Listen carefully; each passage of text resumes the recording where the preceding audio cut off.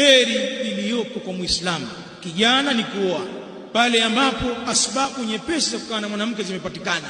Maana hakuna mtu mwenye maarifa ya kujipanga mwenyewe.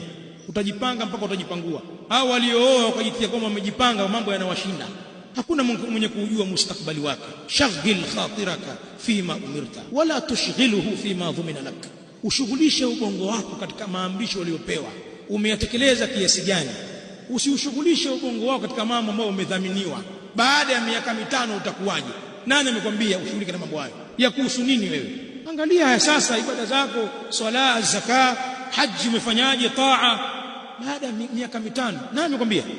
Kwa hivyo haya ninayosema tutakayazungumza sasa hivi yanawahamasisha pia vijana kuoa, kwa sababu asiyekuwa na mke hali yake ni mbaya zaidi. Tumehimizwa na wanawachuoni kwenye zama hizo, zama bora zenye ifa na heshima. Hivi vipi leo mtu wakaa tu